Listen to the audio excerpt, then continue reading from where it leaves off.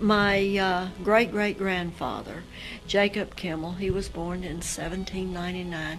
He moved into this area, and he lived here. Then in 1860s, my great-grandfather, Theophilus Kimmel, he physically moved onto the property that now is the Kimmel Farm Elementary School and the Flat Rock School. And I have a picture of the home that they lived in prior to building the house that you see today. He lived here and worked the land, and he had lots of other interests also. There was lots of lotus ponds on the other side of the road that they grew Egyptian lotus. They sold them for $4 a pound, and you could order them by mail and they would ship them to you.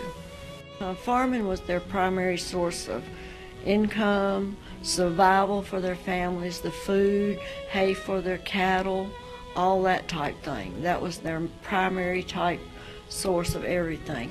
They farmed the land forever, as long as someone lived here.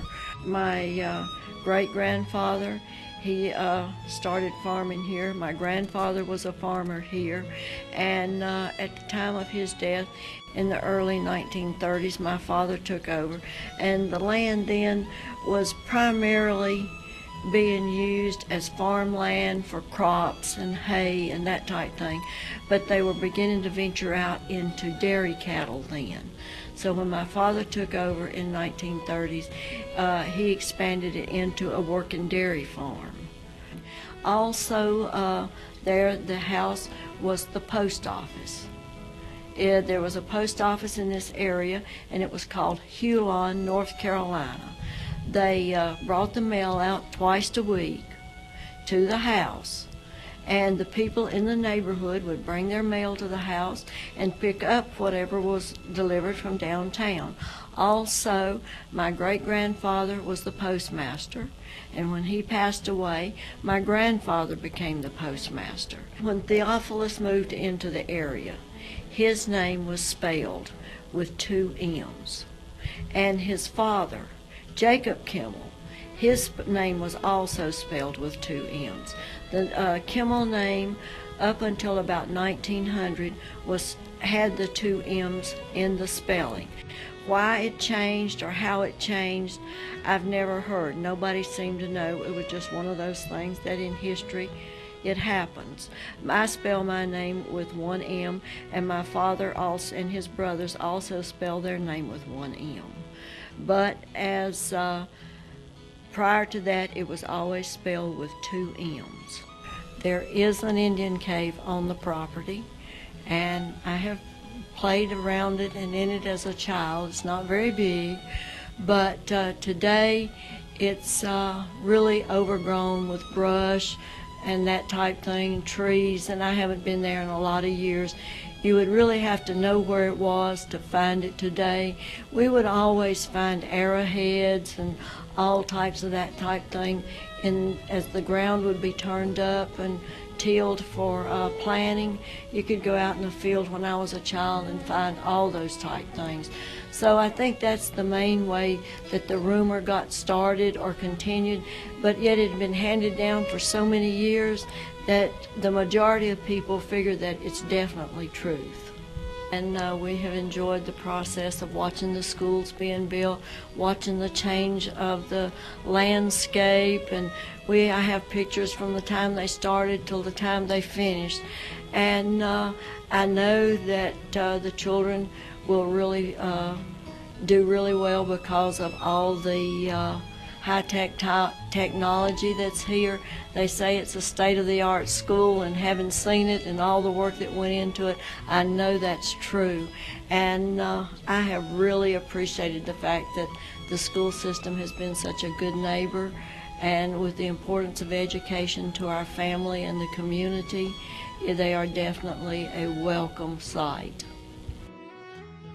Well, my granddad grew up over on the Salisbury Road. He was one of 12 children to Solomon Augustus Miller.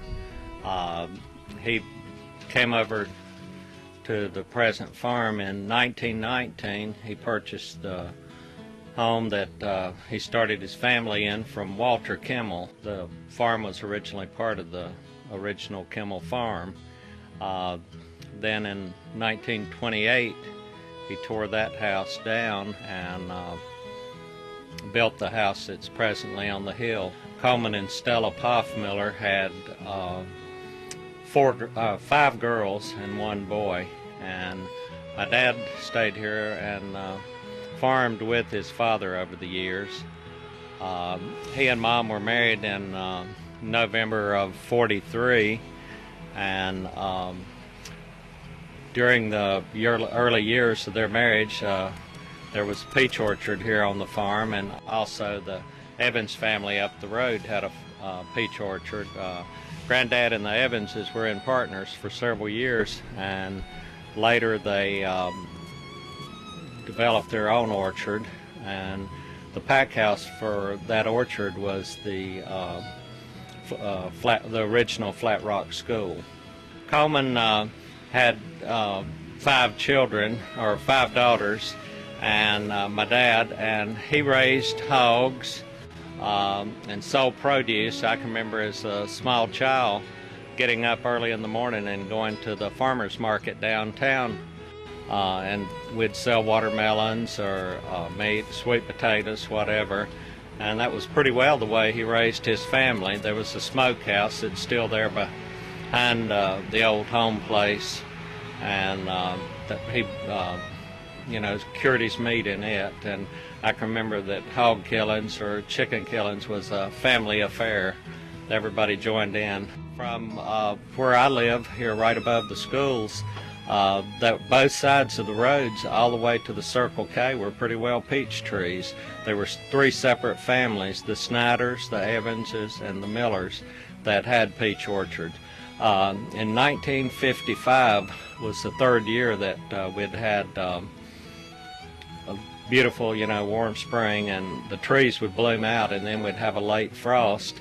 And so Dad decided to pull the trees up, and just saw that they'd spend the whole winter pruning the trees and hauling the brush, and so it just had to find another source of income. And so that was the year they started the dairy. He and Granddad started milking a few cows, and it was done by hand at that time. Then over the years he continued to increase the herd and put in electric milkers. I can remember we poured the milk up in cans at that time. There was 115 dairies in Forsyth County at that time, and when we sold out to the schools the land and dispersed the herd, that left 1 dairy in Forsyth County. My kids grew up here. We had a 4-H club, and that led to the extension folks bringing out some school classes, and that became such a big thing that eventually the Forsyth County 4-H took that over, and on a lot of days would schedule 2 or 3 classes per day, and we would set them up, and 9:30, 10:30 they would bust them out, and we'd show them how we milked the cows and what we fed them, and how the calves were raised. And we always enjoyed having the kids. We would go in, we'd get promotional literature on milk, and we would go and get chocolate milk for them, and so it turned out to be a lot of fun. It was just more than we could do ourselves with the chores we had, so the 4-H folks were really helpful in having those tours. I'd always wondered how I would retire. It's very demanding. My wife and I had been here 7 days a week. When you run a dairy farm, it's twice a day, and holidays, if you have a death in the family or whatever, the cows still have to be fed and milked. And I loved what I was doing, but it turned out to be a great way to close down the dairy farm.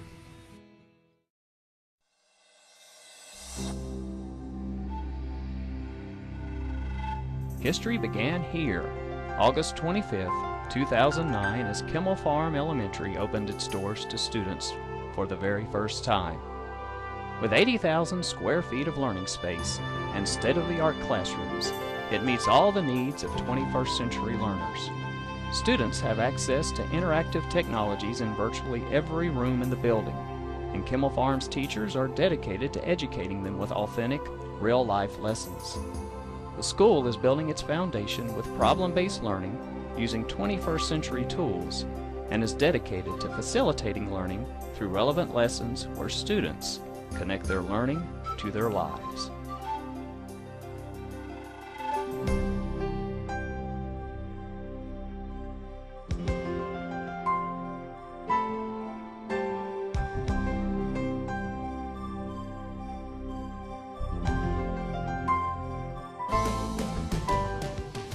And sir, we're genuinely excited about the partnership with Kimmel Farm Elementary School as an opportunity for us to create an environment and a model school for problem-based learning.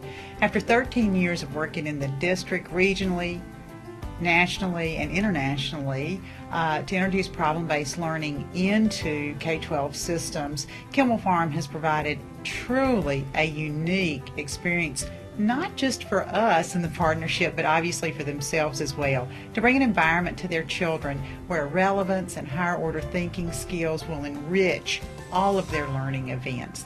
The leadership and staff at Kimmel Farm are to be commended for this vision and for their commitment to it. We are proud of the history of the land we're built upon. In our past, people took care of this land, and in turn, it took care of them. We have the same vision for this place, believing that if we take care of our school, its students and educators, it will in turn take care of us. Our building is simply the place we come together to share in our learning, but it provides us with the tools to take us well beyond its bricks and mortar so that we may become truly connected and global learners. We are committed to teaching our students to become independent thinkers and problem solvers, skills which will prepare them for a quickly changing world. We have worked to establish a culture where educators and students benefit from being, sharing, and learning together. We celebrate this every day. So, from all of us, welcome to Kimmel Farm.